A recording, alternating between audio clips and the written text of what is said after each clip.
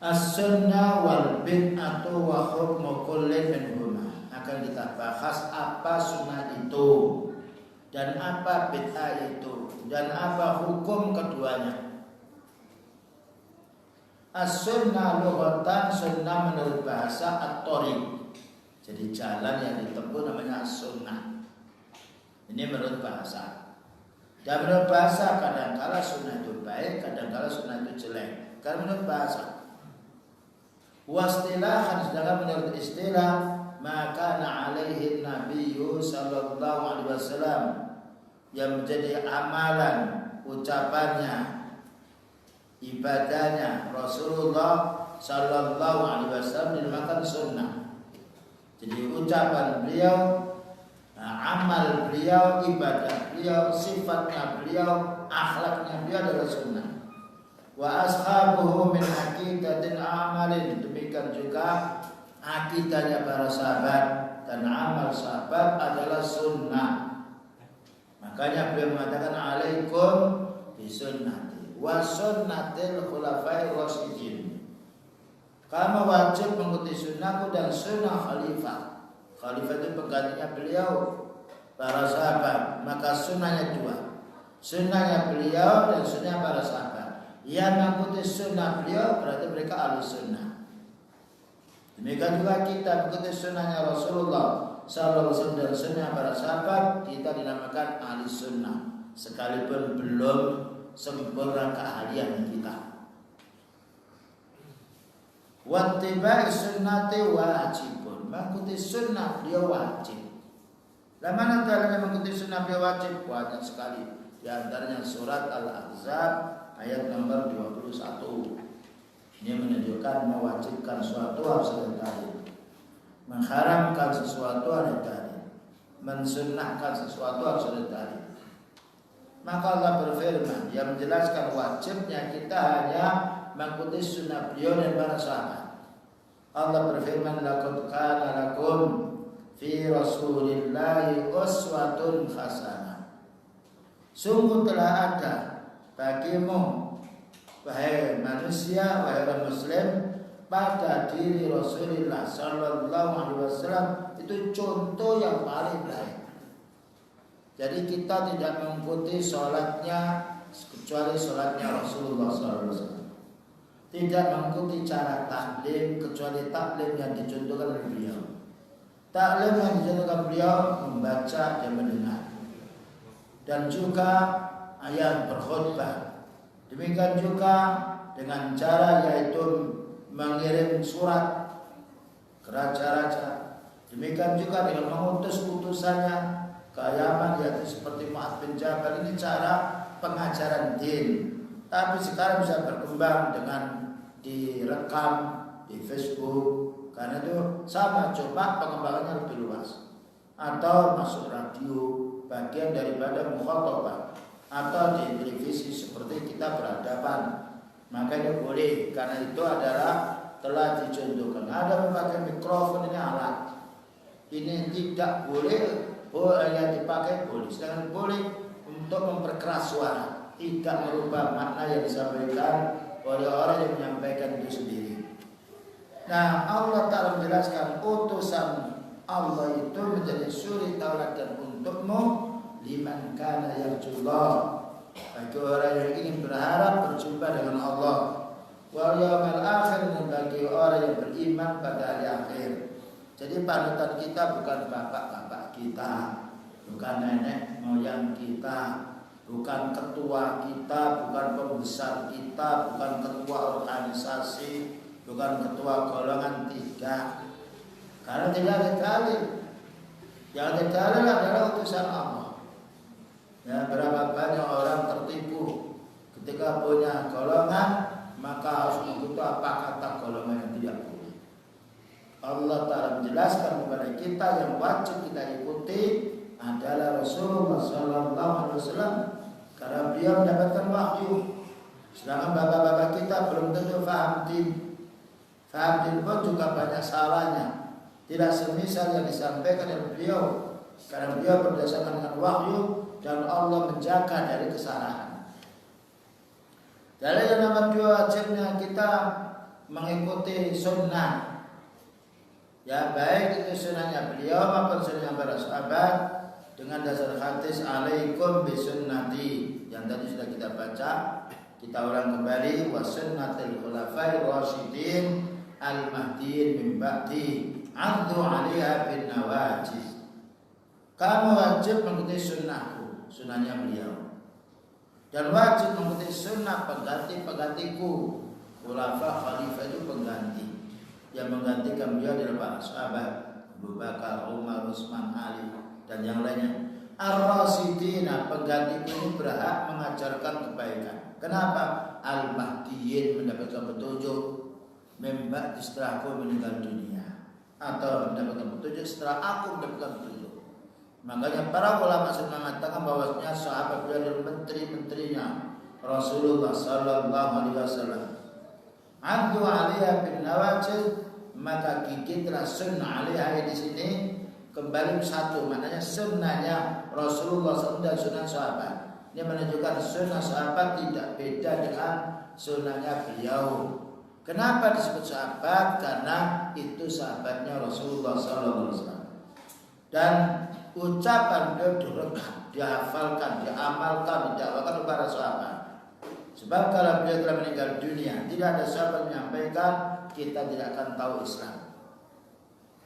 Nah, itu makna sunnah. Jadi sunnah menurut bahasa jalan yang ditempuh, ya, entah itu jalan yang baik atau jalan. Menurut istilah adalah perkataan, ya, dan juga amalan, dan juga yang ditetapkan oleh Rasulullah SAW ketika para sahabatnya beramal, dan juga akhlak beliau. Ini namanya sunnah. Nah, sunnah dibagi menjadi dua, sunnahnya beliau, sunnahnya para sahabat. Maka kita tidak mengikuti sunnahnya orang umum. Bagaimana kita kembali pada ulama? Ulama jika menyampaikan kita dengan Al-Quran dan sunnahnya beliau, sunnah para sahabat, berarti kita mengikuti sunnahnya beliau. Karena ulama itu hanya menyampaikan, tidak membawa sesuatu yang baru. Sekarang makna bid'ah. Wal bid'atu, bid'ah itu lughatan adalah asyai'ul muhtasar. Asyai'ul muhtasu, yaitu sesuatu yang baru, tidak ada contoh sebelumnya. Dan di sini tidak dijelaskan ayatnya badi'us samawati wal ardh. Badi' maknanya Allah Ta'ala menjadikan langit dan bumi yang sebelumnya tidaklah ada. Makanya dikatakan badi'. Badi'us samawati, Allah Ta'ala menjadikan baru langit dan bumi yang mana sebelumnya tidak ada. Dan juga dalam ayat lagi, ma kuntu bid'an minar rusul, maka Allah berfirman, berkatalah kamu wahai Nabi, saya ini bukan utusan yang baru. Mana sebelum saya sudah ada utusan. Itu makna menurut bahasa bid'ah adalah perkara yang baru. Kalau sunnah menurut bahasa jalan yang ditempuh. La bid'ah ini musuhnya sunnah. Sebagaimana sunnah musuhnya bid'ah. Oleh karena itu berapa banyak orang ahli bid'ah mesti memusuhi ahli sunnah. Baik memusuhi dengan hatinya karena tidak mampu berontak, dan ada kalanya memusuhi fisik pula. Jadi bid'ah tidak bisa dicampur dengan sunnah. Ibaratkan ayat itu minyak tidak bisa bergabung dengan air, sekalipun diaduk tetap nanti akan bisa, maka menyendiri. Nah, tatkala Allah Ta'ala memerintahkan kita wajib pada berpegang pada sunnah, maka Allah mengharamkan kita mengamalkan bid'ah, apalagi mendakwakannya. Wastilahan, adapun menurut istilah bid'ah itu apa? Istilah itu banyak menurut syar'i. Kalau tadi sunnah menurut syar'i, perkataan, ya, amalan, ketetapan beliau, akhlak beliau, ini sunnahnya beliau, ditambah sunnahnya para sahabat. Sedangkan bid'ah menurut bahasa adalah sesuatu yang baru. Menurut istilah ma'uhdisa fiddin, sesuatu yang baru di dalam agama ini. Contohnya apa bid'ah ini? Banyak contohnya. Sesuatu yang baru yang tidak ada pada zaman dahulu, tapi diadakan oleh sekarang dan dinilainya itu amal ibadah. Contohnya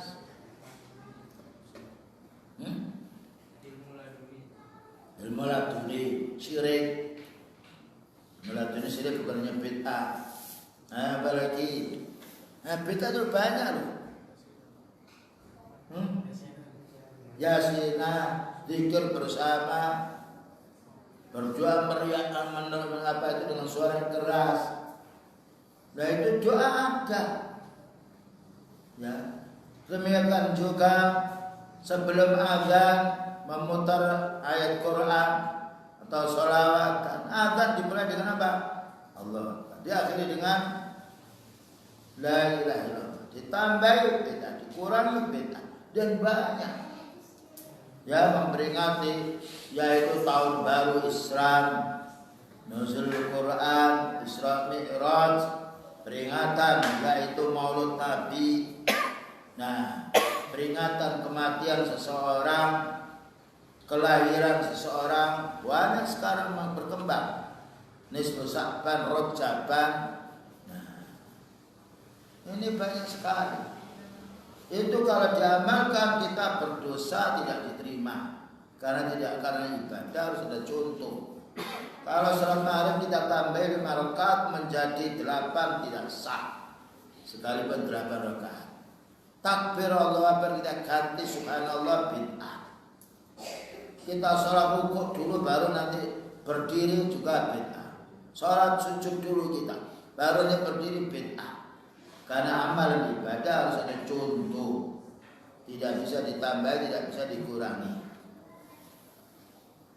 Khilafan ma kana alaihi Nabi sallallahu alaihi wasallam. Yang mana mereka mengada-adakan din ini tidak ada contohnya dari Nabi sallallahu alaihi wasallam. Wa ashabihi wa ashabuhu, dan tidak ada contoh dari sahabatnya. Min aqidatin, baik berkenaan dengan akidah atau amalin atau berkenaan dengan amal. Ya, ini perlu dipahami. Jadi kesimpulannya bid'ah itu keyakinan atau amal ibadah. Baik itu amal ibadah berupa lisan seperti zikir, amal ibadah berupa hati seperti meyakini ya adanya hari tertentu mendapatkan membawa barokah yang tidak Allah sebutkan, atau amalan anggota badan yang tidak ada contoh dari Rasulullah sallallahu alaihi wasallam dan para sahabatnya dan diyakini itu ibadah. Ini namanya bid'ah. Nah hukumnya haram, fahiya haramun, dengan dasar ayat dari surat An-Nisa 115. Haram harus ada dalil, halal harus ada dalil, wajib ada dalil. Sedangkan berpegang pada sunnah tadi hukumnya apa? Wajib. Berpegang kepada bid'ah hukumnya haram. Mana dalilnya? Ini dalilnya. Jadi kita segala sesuatu minta dalil. Orang jual beli mana notanya, mana bukti pembayaran, mana bukti pengirimannya. Bagaimana din yang menjadi kekalnya orang di akhirat nanti lalu tidak ada dalil. Dalilnya surat An-Nisa nomor 115.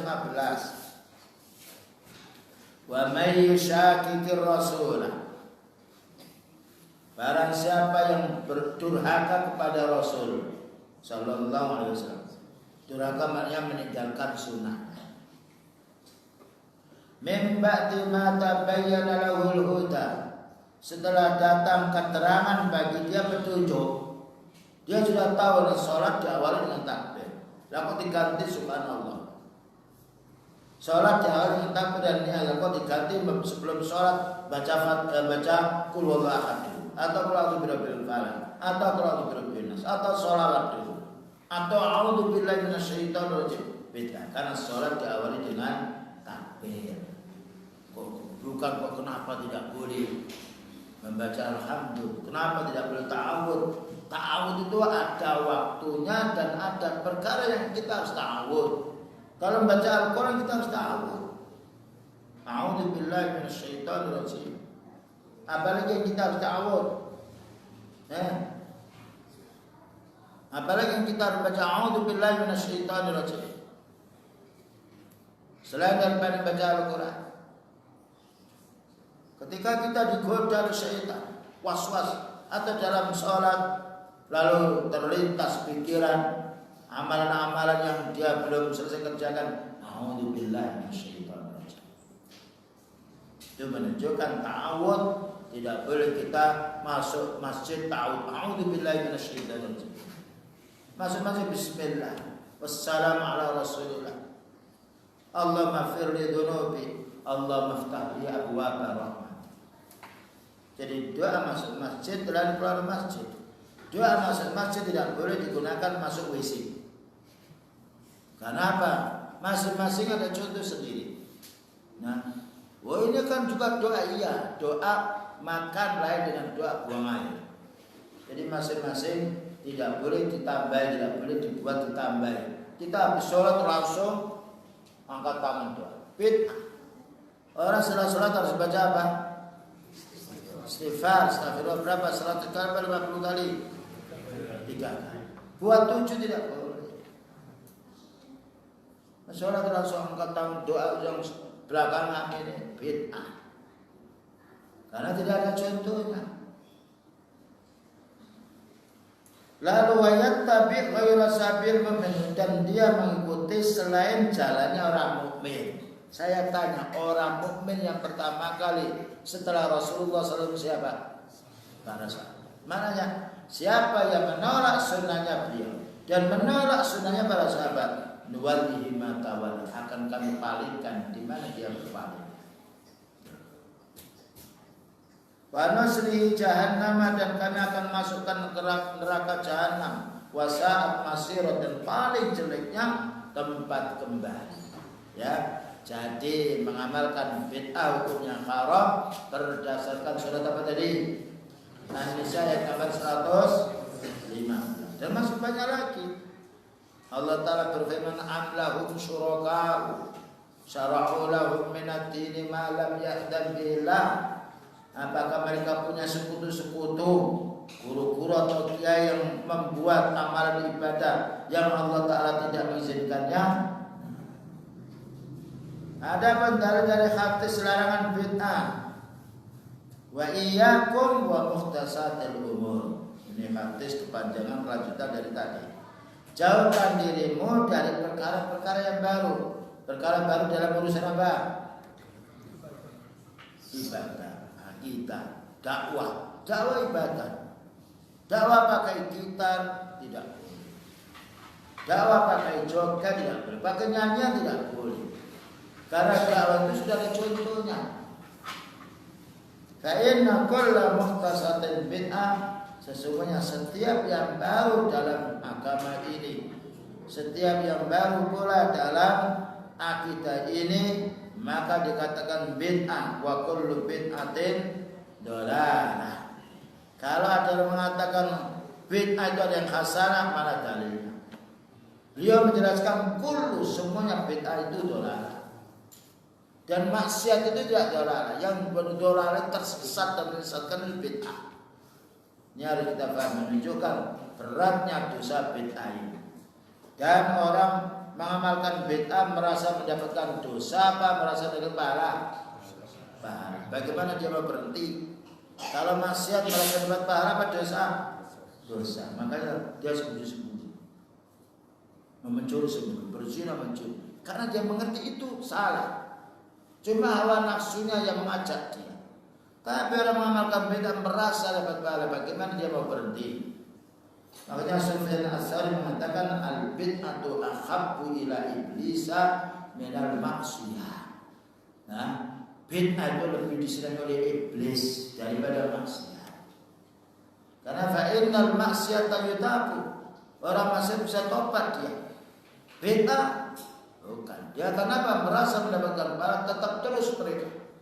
Makanya susah kita itu yaitu menasihati orang ahli bid'ah daripada menasihati orang maksiat. Oleh karena itu orang-orang yang sifatnya umum mudah untuk didakwai tauhid daripada orang yang ahli bid'ah. Diajak untuk dalil tidak mau. Sekarang berapa banyak dakwah as-salaf ini diboyong dari asalnya orang awam, dari orang tidak tahu din tapi yang muslim. Nah, ketika hadir menyentuh.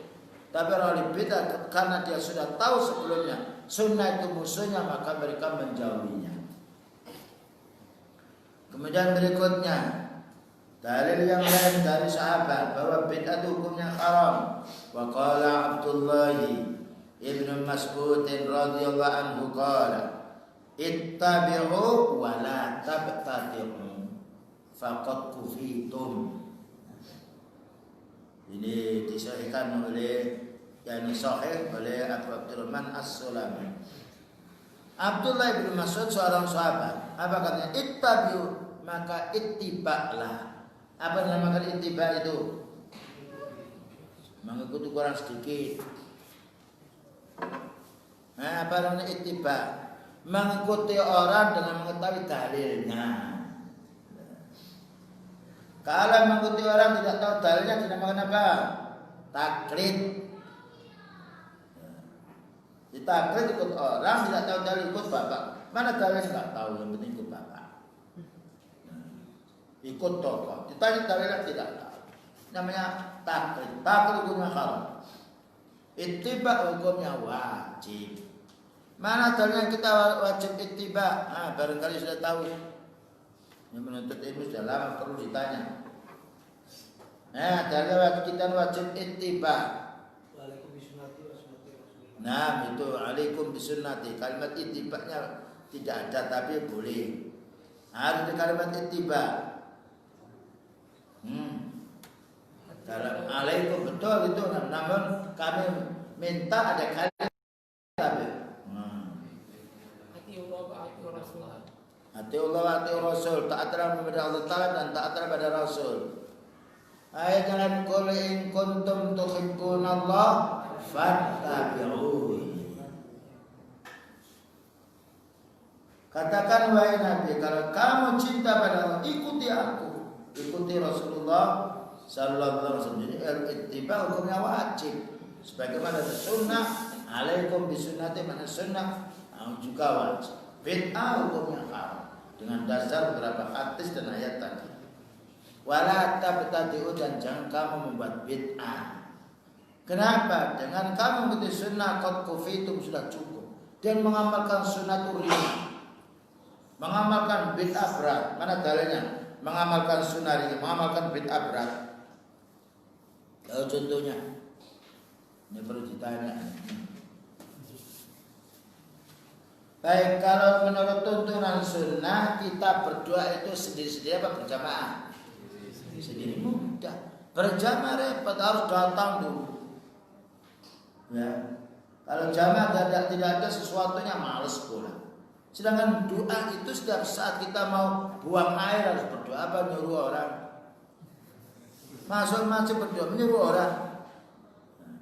Jadi kalau doa bersama-sama kita repot, tidak mesti orang itu bisa hadir semuanya. Tapi kalau kita doa sendirian walaupun di rumah bisa. Kenapa kita harus bersama-sama? Kecuali kalau salat jamaah memang ada contoh. Bayangkan kalau orang dia harus berdoa minta pada orang mati, berat dia. Tapi kalau kita mohon kepada Allah, Allah Ta'ala mendengar kita. Di mana tempat kita bisa berdoa. Ini satu contoh. Demikian juga membaca sholawat Nabi. Kita baca qala Nabiyyu sallallahu alaihi wasallam. Nah, tidak harus bersama-sama. Bersama-sama berat kita. Karena harus meninggalkan keluarga, meninggalkan pekerjaan, harus juga keluar dari rumah. Dan padahal sholawat itu bisa kita ucapkan di mana-mana. Nah, berikutnya wa qala Umar bin Abdul Aziz radhiyallahu anhu, ini khalifah, pemimpin yang ahli sunnah, jadi pemimpin negeri, subhanallah. Kalaman maknahu, yang mana berwasiat imam ini, dia khalifah. Apa wasiatnya? Kif haitsu waqafal qaum, berhentilah kamu semisal para sahabat berhenti. Berbicara kamu semisal mereka berbicara. Jangan ditambah, jangan dikurangi. Sebab kalau kita mengikuti orang dahulu para sahabat enak, kita gak usah ribut, bermusyawarah, berpikir kembali, nah kemudian menyatukan pendapat. Karena kita sudah ada contohnya. Kenapa harus bermusyawarah? Tidak dimusyawarahkan. urusan dunia boleh. Urusan din sudah ada contoh. Kenapa kita harus seminar masalah urusan hukum? Karena sudah ada. Fa innahum an ilmin waqafu. Karena para sahabat itu berpijak kepada ilmu, mulai dengan sekarang kira-kira perasaan. Jadi Khalifah Umar bin Abdul Aziz radhiyallahu anhu berbicara kamu kepada para sahabat. Pegang sahabat itu. Karena kalau kita berpegang pada sahabat, pegang pula kepada Rasulullah sallallahu alaihi wasallam. Karena para sahabat dari beliau. Sesungguhnya para sahabat ini dia berbicara pada ilmu bukan perasaan. Wa bi basarin nafidin kuffu. Para sahabat meninggalkan pemikiran-pemikiran pendapat-pendapat yang tidak. Kecuali dalam keadaan beristihad belum tahu dalil. Seperti kita kalau kita sholat harus menghadap kiblat. Tapi kalau kita tidak tahu kiblat baru istihad. Kalau sudah tahu kenapa kita harus istihad? Nah, ini nikmatnya dia. Wa hum ala kasfiha kanu aqwa. Para sahabat itu kuat sekali mencari dalil. Dihafal oleh para sahabat. Ditulisnya, diajarkannya. Makanya Allah Ta'ala memuji para sahabat, tidak memuji generasi sesudahnya. Dipujinya para sahabat karena mengambil ilmu dari beliau. Bersahabat dengan Rasulullah SAW. Hidup pada zaman turunnya wahyu. Wabil fadli lau kana fiha akhir. Maka dengan kemuliaannya seandainya ada para sahabat lebih mulia daripada generasi sesudahnya. Karena dari mana letak kemuliaannya? Hidup di tengah turunnya waktu. Kita hidup di tengah turunnya fitnah. Menyebar orang munafik, menyebar orang mencaci din. Pada zaman Rasulullah SAW tersebar sunnah. Fala in qultum, dan jika kamu berkata hatta sahabat tahun, bukankah telah terjadi setelah mereka ini sesuatu yang berselisih? Fama ahtasahu illa man khalafa hadiyahum.